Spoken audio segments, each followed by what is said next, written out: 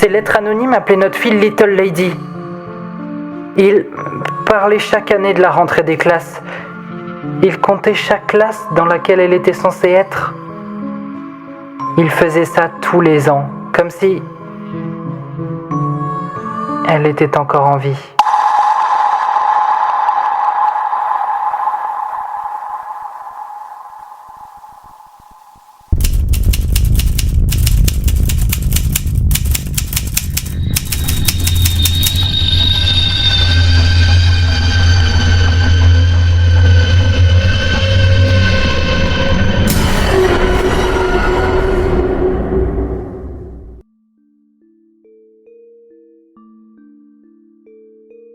Anatoly Mosvin. Ce nom te dit peut-être rien, et c'est normal parce qu'en vrai, c'est pas une histoire qui a fait tant de bruit que ça.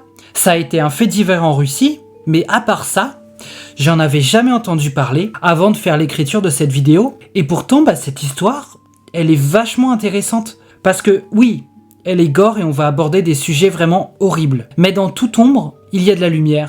Et pour le coup, cette histoire, je t'assure qu'il y a de la lumière. Et je peux t'assurer que peut-être qu'à la fin de cette vidéo, tu te diras que, si je ressentais la même chose que lui, j'aurais peut-être fait pareil. Et c'est ça qui est vachement intéressant. Par contre, on va aborder des sujets très graves. On va beaucoup parler de cadavres d'enfants. Alors si t'es sensible à ça, ça sert à rien de rester. Si t'es derrière ton écran par contre, ça veut dire que t'es là pour l'écouter. Et on va y aller. Je vais te parler d'Anatoly Mosvin, appelé aussi le roi des poupées. Tu comprendras pourquoi plus tard.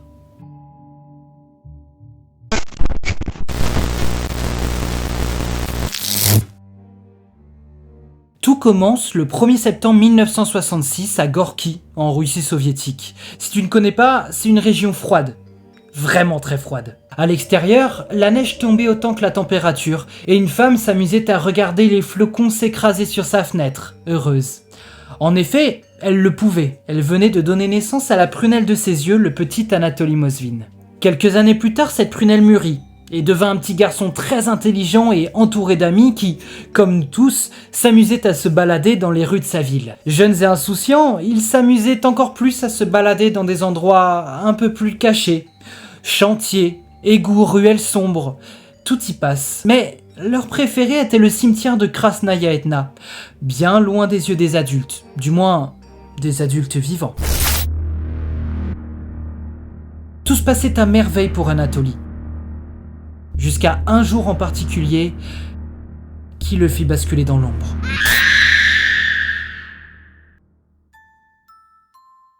Ce jour-là, l'adolescent se baladait, comme à son habitude, les mains dans les poches pour se réchauffer comme il le pouvait. Tel un peintre en face de sa toile, Anatoly dévorait tout ce qu'il voyait. Tout à coup, un bruit attira son attention. Un bruit inhabituel. Des pas s'approchaient de lui, mais pas ceux d'une personne, ni de quelques personnes, mais plutôt d'une centaine. Anatoly, qui ne savait pas du tout d'où venait ce bruit, se retourna vers lui et se retrouva en face d'un cortège funéraire. En son sein, une fillette se tenait allongée. Plus une once de vie ne sortait de son corps, mais il la trouva belle, presque lumineuse. Elle avait été maquillée et habillée avec soin, et la couche de cire qui lui enveloppait le visage la faisait briller et la faisait danser à la lueur des torches des veilleurs mortuaires. L'enfant, curieux, s'approcha pour voir de plus près, mais dès qu'il fit un pas, le cortège s'arrêta et le fixa, sans dire un mot. Anatoly, paniqué, essaya de faire demi-tour, mais il était trop tard. Encerclé de toutes parts, il ne pouvait plus bouger, et il sentait une étreinte froide et cruelle se rapprocher de lui. Un des paysans de ce cortège le prit par la nuque et l'approcha plus près de la défunte. Plus il s'approchait, plus il ressentait une tristesse accablante pour elle. Sans ne pouvoir rien faire, on lui approcha le visage si près de celui de la fille qu'il crut pendant un moment ne faire qu'un avec elle. Maintenant, il n'avait plus que ses larmes pour troubler cette vision d'horreur. Il cria qu'on arrête, se débattait comme un fou, mais rien n'y fait. La main calleuse et paysanne le serrait de plus en plus fort. Il pensait naturellement que rien ne pouvait être pire que ça. C'est alors qu'il entendit une phrase qui lui glaça le sang. « Embrasse-la ». Anatoly était pétrifié.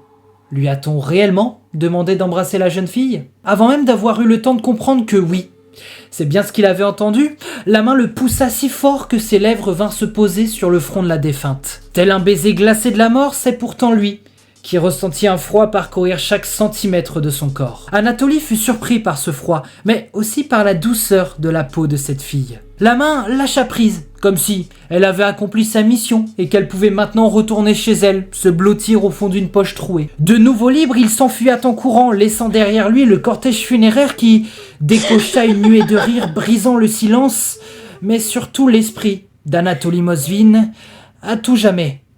Il le savait d'ores et déjà, rien ne serait plus pareil à présent.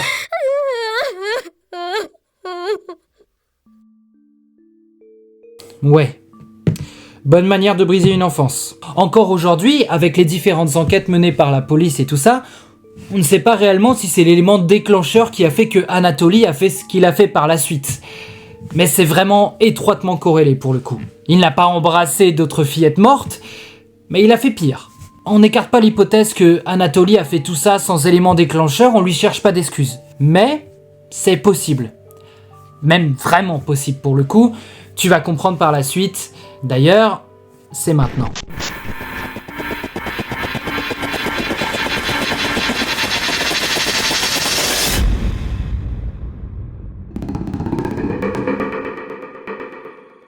Anatoly, maintenant, menait une vie vraiment solitaire chez ses parents, sans n'avoir jamais connu de relations charnelles, ni même amoureuses. Il se concentrait maintenant entièrement sur sa carrière professionnelle, passant de maître de conférences à écrivain, à linguistique sachant parler 13 langues, à journaliste et encore plus. Il enchaîna tous les jobs avec une efficacité redoutable. Mais, outre cette carrière brillante, une tache d'ombre grandissait en lui, enveloppant petit à petit sa raison. En effet, il développait des passions, disons, plus discutables. Les sciences obscures, les rituels funéraires, les cimetières, la mort et même l'occulte.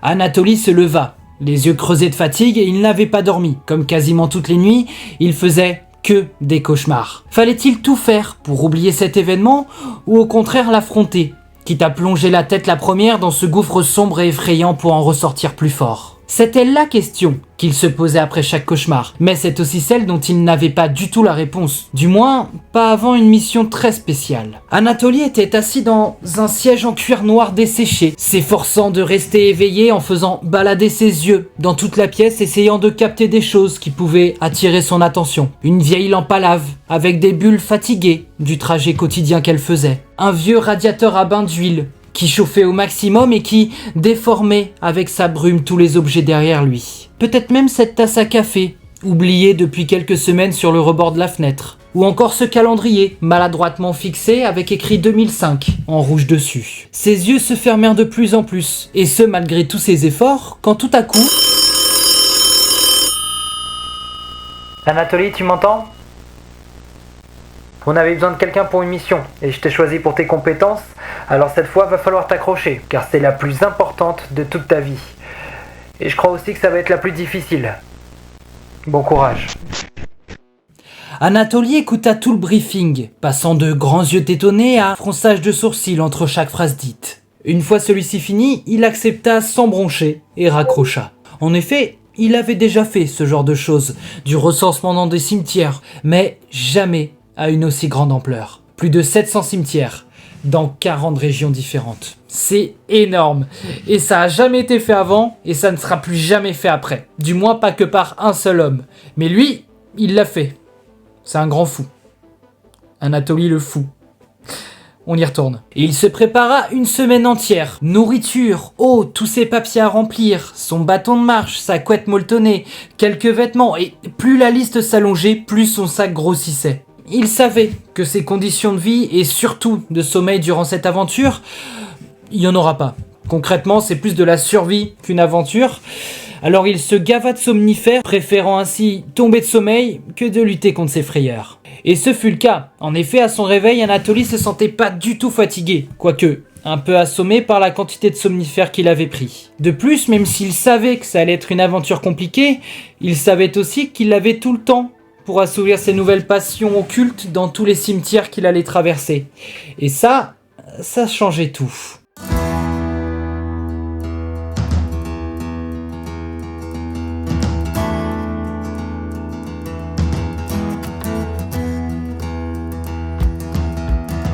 Il prit son énorme sac au bord de l'explosion, passa le seuil de sa porte en disant au revoir à ses parents, puis se retourna vers le grand chemin bétonné qui lui faisait face. Aujourd'hui, 30 km, ça devrait le faire, se disait-il en partant.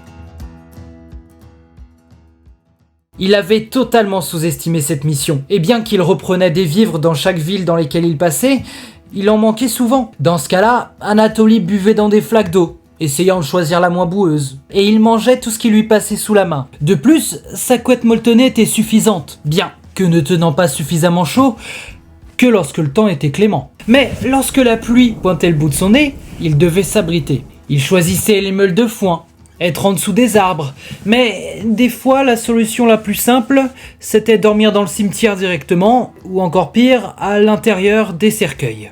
Mais malgré tout, Anatoly était heureux de passer ces moments-là, car il se sentait plus proche des morts.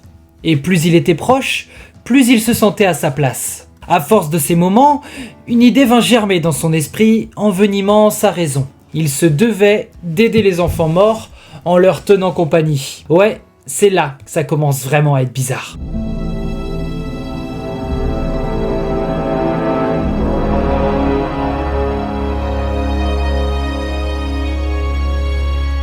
Mosvin était foudrage. Plus il voyait de tombes d'enfants, plus il en voulait aux parents de les abandonner ici sous terre. Mais alors, comment faire pour les aider? C'est avec cette question que l'ombre qui grandissait en lui prit possession de tout son corps, plongeant sa raison dans des abysses sans fond. Fallait-il les ramener à la vie avec une sorte de magie noire qu'il pouvait apprendre? Non, c'était trop compliqué pour lui. Mais n'oublions pas qu'il est expert en culture celtique et que les druides dans ce peuple dormaient sur les tombes des défunts pour pouvoir communiquer avec eux. Tu vois où je veux en venir. Il venait de trouver comment il pouvait aider ses enfants. Il allait chercher toutes les nécrologies d'enfants décédés récemment et allait dormir sur sa tombe afin de les réconforter et de discuter avec eux. Et si l'enfant acceptait la compagnie d'Anatoly, c'est à ce moment-là qu'il essaierait de les ramener à la vie. Un objectif était né. Un objectif d'une vie et de toutes celles qu'il allait ramener. Depuis ce moment, Anatoly continuait le recensement tout en passant toutes ses nuits sur les tombes de ses enfants. Bien entendu, un comportement pareil intrigua la police, qui le soupçonna plusieurs fois de piller les tombes ou de les vandaliser, mais rien n'y fait. Il n'a jamais été inculqué de quoi que ce soit, parce qu'il ne faisait rien de mal, du moins rien de réprimandable aux yeux de la loi. Après plus de 2 ans à sillonner toutes les routes et tous les cimetières, il retourna chez lui, accomplissant avec brio la mission qui lui avait été donnée. Pas moins de 746 cimetières furent entièrement résumés par Anatoly et son travail fut considéré par tous comme unique et inestimable. Mais pour lui, les recensements n'étaient que le début. Il savait qu'il devait aider les enfants. Il les entendait pleurer, il savait qu'ils étaient seuls et il se devait d'y retourner. Et c'est ce qu'il va faire dès qu'il aura repris un peu de force.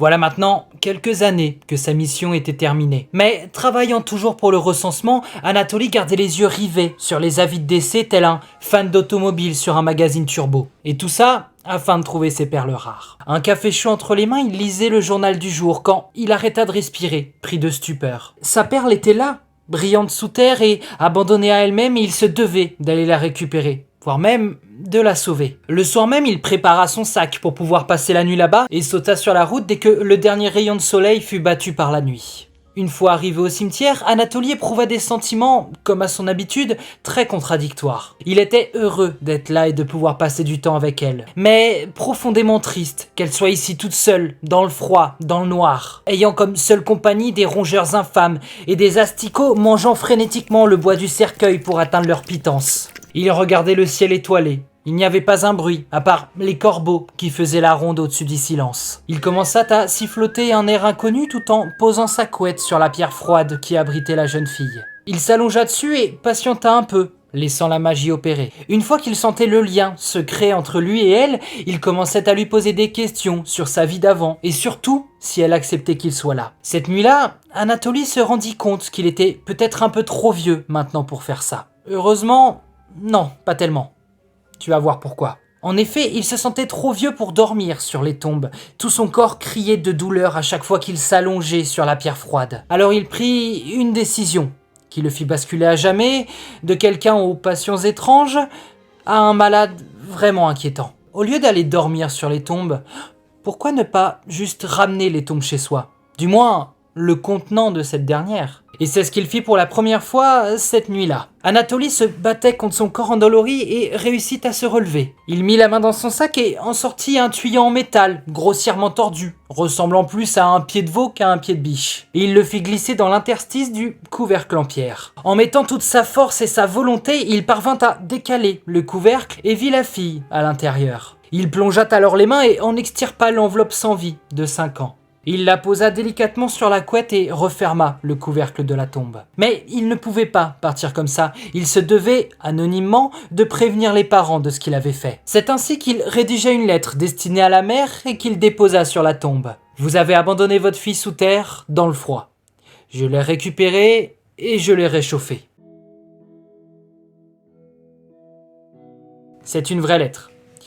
Imaginez la tête des parents quand ils sont allés se recueillir sur la tombe quelques jours plus tard et qu'ils ont découvert ça. Une fois cette lettre finie, il retourna chez lui avec son baluchon sur l'épaule et déposa la fille dans son canapé et s'allongea à côté d'elle. Elle serait plus facile à entendre maintenant qu'elle n'était plus enfermée, se disait-il en s'endormant. Mais Anatoly fut tiré de ses songes par une odeur nauséabonde. En effet, peut-être que le corps était bien au chaud et en sécurité, mais ça ne l'empêchait pas de se décomposer. La petite fille commençait à gonfler de partout et Anatoly, paniqué, la ramena directement au cimetière afin de ne pas attirer les personnes curieuses de connaître la source de cette odeur. Les larmes aux yeux, il reposa la défunte et se jura de trouver une solution à ce problème, et ce, dès le lendemain.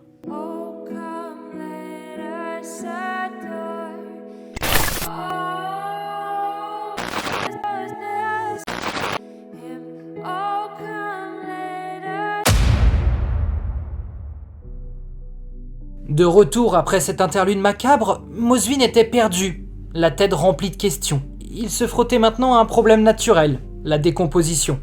Mais comment stopper cette dernière, ou du moins la ralentir drastiquement ? Il commença à faire des recherches, à poser des questions, et plus les jours passaient, plus la réponse tendait à arriver. Anatoly était dépité, tellement qu'il regardait maintenant plein de reportages sur l'Égypte, se disant que la réponse était peut-être dans la momification. Il passa quelques jours les yeux rivés sur son écran, essayant de trouver la recette magique, mais rien n'y fait, c'était impossible. C'est alors que son ventre gronda de colère, trop vide à son goût. Anatoly n'avait même pas songé à manger, trop occupé à creuser ses méninges qu'à se remplir le ventre. Il se leva dans un grognement et tituba jusqu'à son frigo. La porte s'ouvrit dans un grincement strident, accompagné par une lumière grésillante, trop timide pour éclairer l'intégralité du frigo. Sa main se balada entre les différents mets se battant dans cet espace clos et s'arrêta devant le poisson. Il le prit tout doucement, le contemplant de long en large, les yeux émerveillés. « C'est ça !» s'écrie-t-il en dansant maladroitement, en jetant ses bras et ses jambes dans toutes les directions, tel un pantin au fil emmêlé. « J'ai trouvé, c'était là, sous mes yeux, depuis le début. » Il reposa le poisson et courut au magasin le plus proche pour aller acheter tout ce qu'il lui fallait pour conserver les corps de ses enfants, laissant ce dernier sur le bar. Qui aurait pu penser qu'un simple poisson allait mettre son grain de sel dans cette sombre histoire ?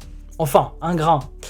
Plutôt des centaines. Ce tête-à-tête avec sa nourriture fut une révélation pour Anatoly. Le sel, c'était ça qui allait lui permettre de conserver les corps plus longtemps. Mosvin savait ce qu'il fallait faire maintenant. Il allait retourner voir le corps, mais cette fois-ci, il n'allait pas le ramener directement, fraîchement sorti du cercueil. En effet, il devait les faire sécher avant, afin d'éviter tout risque d'odeur. Alors, il attendit une nouvelle fois la nuit, tel un Dracula en manque de sang, et se rendit au cimetière avec tous ses ingrédients. Il ouvrit à nouveau la tombe, s'excusant auprès de la fille de l'avoir lui aussi abandonnée. Puis il l'enduit entièrement avec sa concoction iodée avant de la mettre à l'abri des regards un peu plus loin du cimetière. Après ça, Mosvin attendit quelques jours chez lui, pendant que le séchage commençait à faire effet. Le soleil tomba 4 fois et il retourna à la cachette afin d'aller chercher la jeune fille. En arrivant là-bas, il n'en croyait pas ses yeux. Bien que gonflée, la peau de la fille était maintenant sèche et rugueuse, avec seulement une légère odeur de putréfaction. Il avait réussi et il ne put s'empêcher de pleurer à chaudes larmes en la tenant dans ses bras. Ce n'est pas ces quelques larmes salées qui tombaient sur le crâne de la fille qui allaient changer quelque chose à son corps. Il l'enveloppa à nouveau dans sa couverture et quelques dizaines de minutes plus tard, il était de nouveau chez lui et elle dans son nouveau chez-soi. Anatoly la reposa sur le canapé et lui conta une histoire afin qu'elle puisse s'endormir. Une seule fois et non pas pour l'éternité.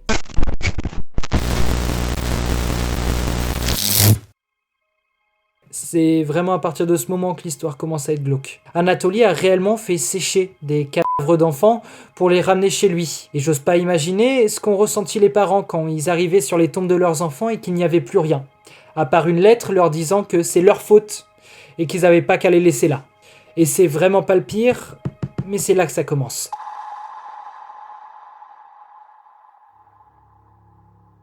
Voilà maintenant quelques années que Mosvin est le nouveau père de plus d'une dizaine d'enfants décédés. Il fêtait leurs anniversaires, leur rentrée des classes et essayait de jouer avec eux dès qu'il avait un peu de temps. Malgré sa recette de momification qu'il renouvelait sans cesse afin de perfectionner son art, les corps continuaient de sécher, devenant de plus en plus petits et s'abîmant de plus en plus. Anatoly commençait à être à court d'idées. C'est alors que, comme une personne sensée, il eut une réponse simple à un problème compliqué. Puisqu'il ne veut plus voir ses corps laids et délabrés, pourquoi pas les cacher ? Et c'est là où tu te dis que peut-être qu'il va les réenterrer. Non, il va faire bien pire, il va les habiller. D'ailleurs, petit disclaimer, c'est ce moment-là de la vidéo qui est le plus sensible, parce qu'il a laissé des notes sur comment il a fait pour faire tout ça, et je vais vous énumérer toutes les étapes pour momifier un cadavre d'enfant. C'est glauque. Et j'aime pas ça. Je tenais à te le dire avant de commencer. On respire un grand coup et on y va.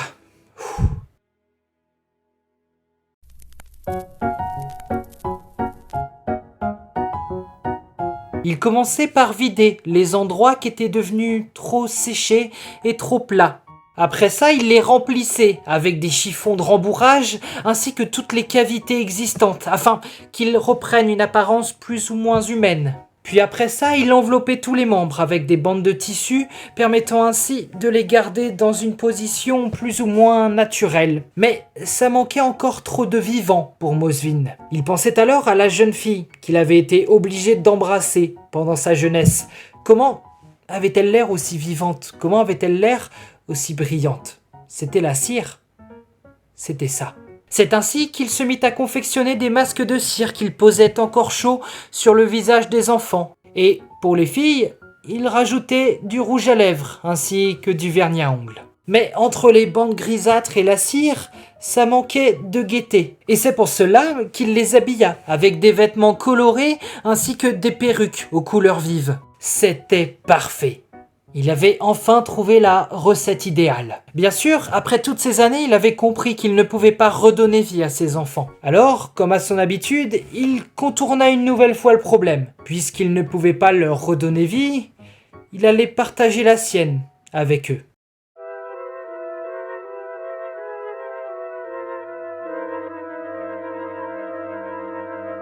Chaque année, il envoyait une lettre à chaque parent de ses enfants afin de leur dire en quelle classe ils sont rentrés, ce qu'ils avaient eu pour Noël, s'ils s'amusaient bien. Et pour lui, c'était une manière de leur montrer qu'ils s'occupaient bien de leur enfant.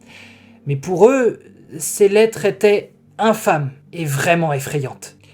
Quelqu'un dans ce monde vivait avec le cadavre de leur enfant et faisait comme si il était encore en vie et que c'était son père. Ça fait des frissons. Mais Anatoly ne pouvait plus s'empêcher de faire ça. C'était plus fort que lui.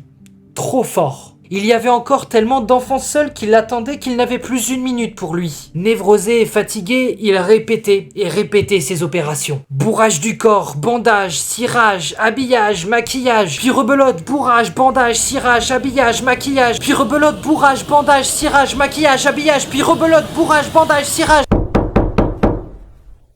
Jusqu'à un jour où tout s'arrêta.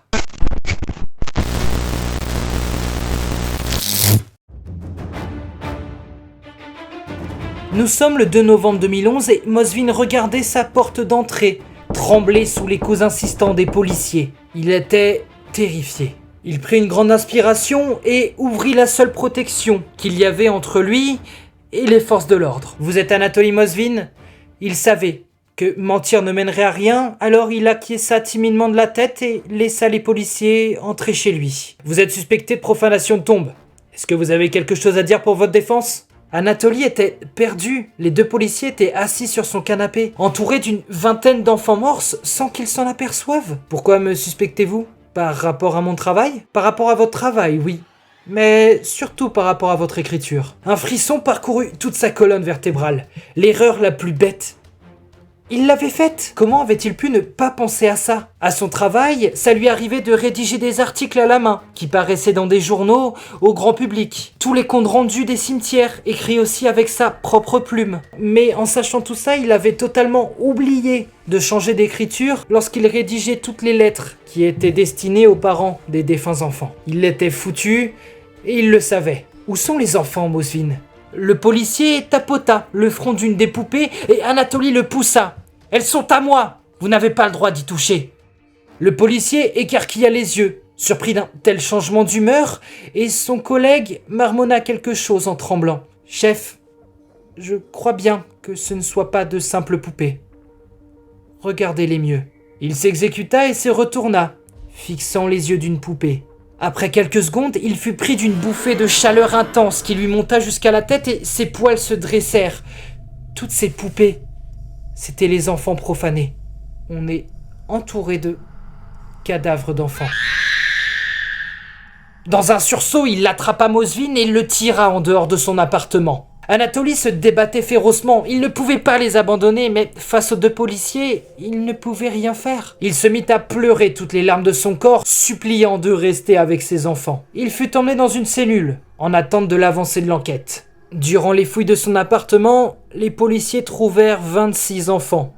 Séchés, habillés, maquillés, rembourrés, transformés en poupées, quoi. Certains d'entre eux avaient même des boîtes à musique encastrées dans leur ventre, afin de pouvoir chanter quand Anatoly tournait la manivelle. Durant l'interrogatoire, Mosvin avoua qu'il savait que ce qu'il faisait était mal, mais qu'il entendait tous ces enfants et qu'ils avaient besoin d'aide, et qu'il préférait alors aller à l'encontre de la loi que de les abandonner. Mosvin fut transféré en hôpital psychiatrique, où il est déclaré schizophrène paranoïaque. Et encore aujourd'hui, il est déclaré inapte à être jugé car trop atteint mentalement.